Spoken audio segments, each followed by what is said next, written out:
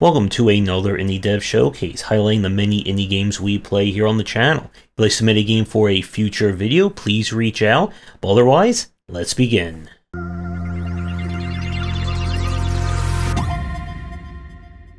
For the first game of our showcase, this is Gunlocked.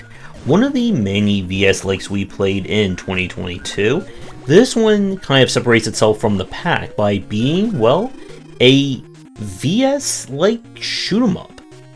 Our concept here is that all your different weapons, guns, missiles, and so on that you would find in a shoot-'em-up are activated automatically based on positioning and their own cooldowns.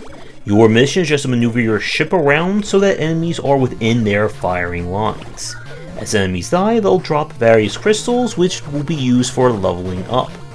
You'll be able to pick up different weapons and utilities which act as kind of passives that can synergize with some of your weapons.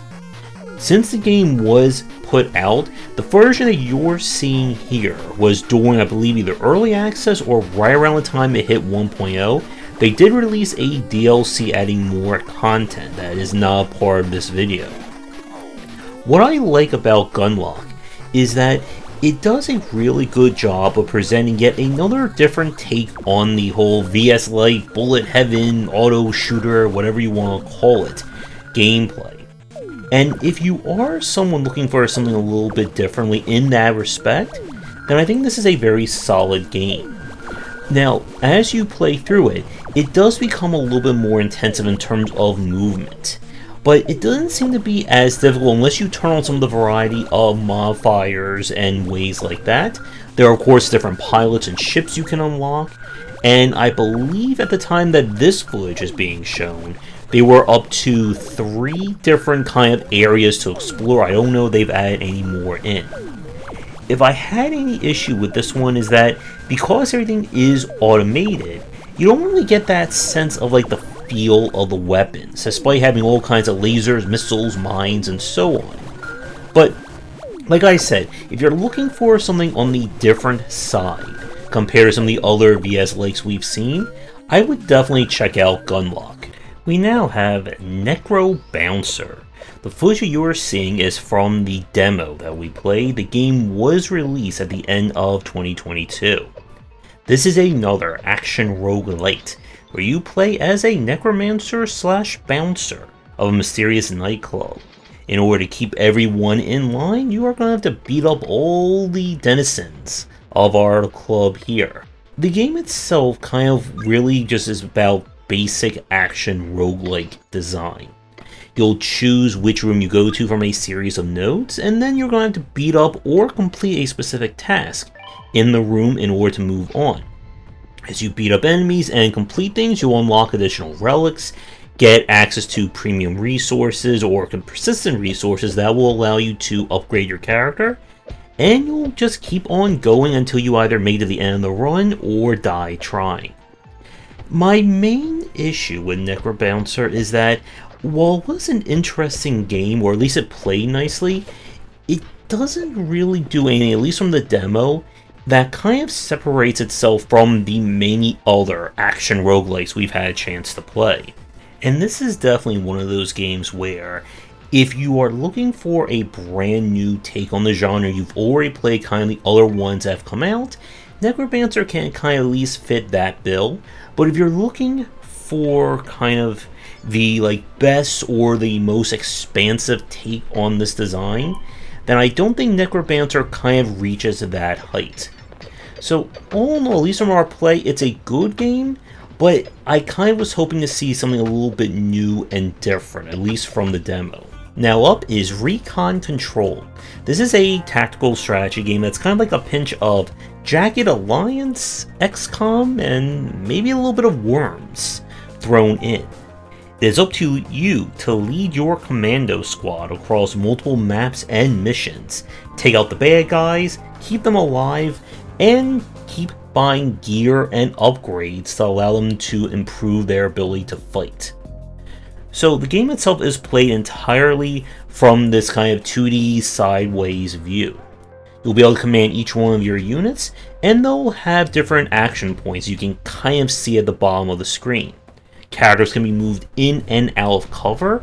You can throw grenades, as well as unlock additional upgrades that affect kind of weapon proficiencies and other aspects of it. And this one can be quite challenging, as characters can be taken out permanently, and you can have someone just run in and just like start shooting up one of your guys, as you just saw right there. The main kind of issue that Recon Control has is that it can be a little hard to learn. It throws a lot at the player, and it's definitely designed for someone who is very well acquainted with tactical strategy games, again, your XCOMs, Jagged Alliances, and so on. But if you're someone who misses that era of squad versus squad kind of military play, and enjoy good side-scrolling view as well, I would at least give this one a check, especially again if you are a fan. But if you're someone who is not a fan and looking for a game that is definitely more on the approachable side, and something that can be at least a little bit better for teaching you the complexity and depth of the genre, then Recon Control may not be the best in that regard. But with that said, we're going to take a quick break. When we come back, we have 3 more games to look at for our showcase. If you're interested in my thoughts on design, then be sure to check out my game design books. For entry-level students, we have 20 essential games to study, and then the Game Design Deep Dive series that takes an extensive look at different genres, with more coming soon. We now turn to Spidersaurs. This is a game developed by WayForward, who I didn't realize at the time also I think had a hand in making Contra 4.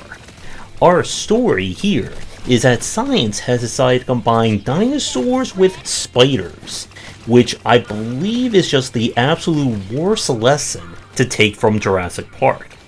And of course, when something goes horribly wrong in the facility, it's up to 2 heroes to run, gun, and shoot their way to save the day.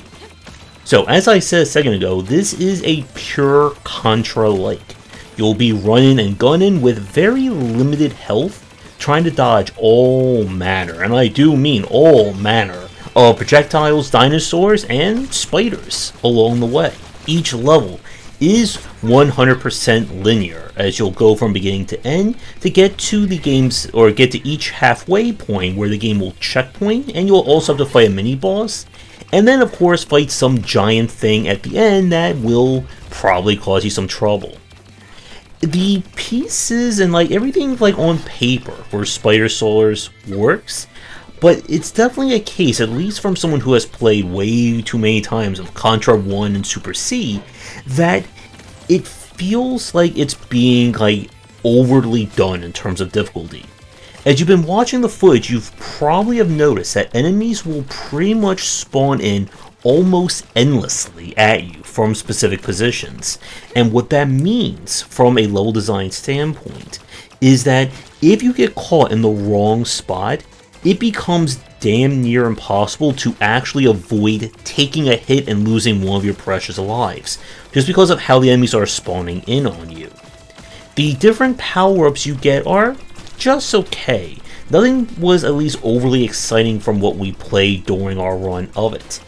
And just like with the Contra and other run and gun likes, if you lose the wrong power at the wrong time, the difficulty magnifies. I was really hoping for something that was more of an evolution, at least in terms of providing more variety of level and character design.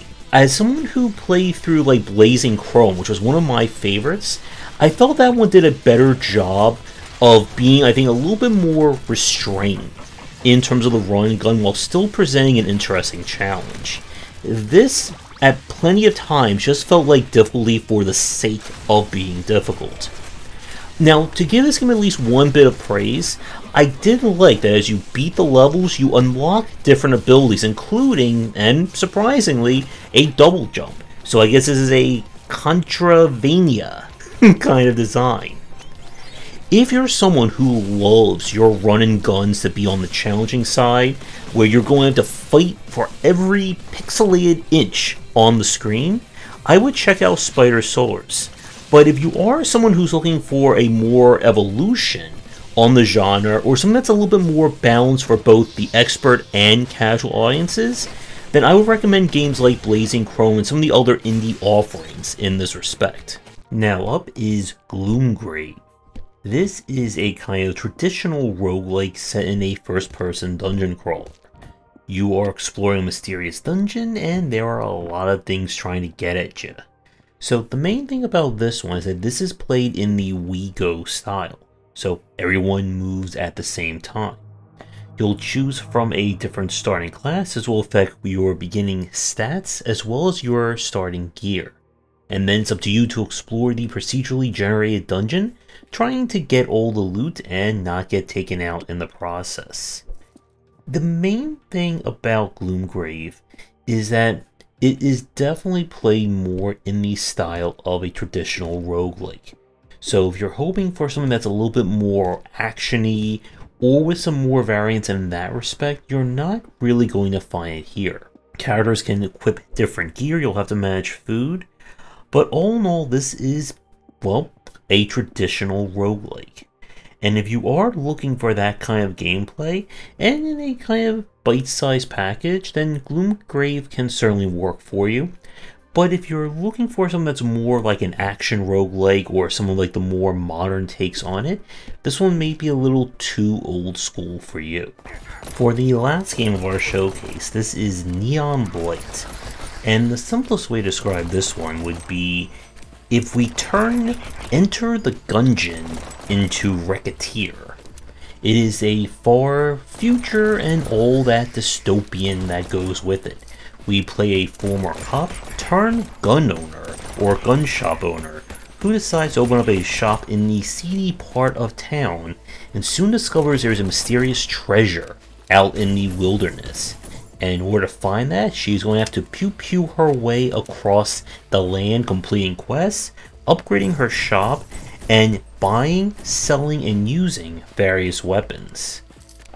The loop here is originally intended to be that you go into the wilderness to find and complete various quests, get access to different guns, and the ones that you don't use, you'll take them back to your shop in order to sell them, which will allow you to get access to more money, more resources, and etc., to then go out into the wilderness to complete the major quests, fight the major bosses, and rinse and repeat until you get to the end. The gunplay was okay in this one. It definitely falls in line with that of like an Enter the Gungeon like, where you will have to move, dodge, and do your best to deal with a myriad of enemies. However, while the concept of this game is certainly good, there is unfortunately one big problem. The game was literally unplayable when we checked this one out last year, and that is not hyperbole. It soft locked multiple times as we were playing it, to the point where I could not complete any quests or make any progress in the major story. The entire gun shop concept was just not working, and we tried to basically start a new file like 2 to 3 times, and each one just did not work. The developer has been hard at work on kind of a major patch / update to the game that should be coming at some point in 2023, but at this point I don't know when that's going to be. So for right now, this is one of those games that may be kind of a hard pass. If the patch does come out, Neon Blight could be a very interesting take on the shop simulator action style design, but for right now, the moment as I'm recording this, without having that patch, I would not recommend this game just yet.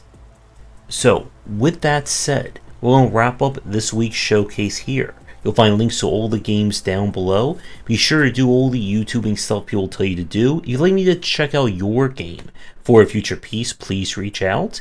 Be sure to visit our Discord and Patreon, and come back for daily sessions on game design here, and on game wisdom, where we examine the art and science of games.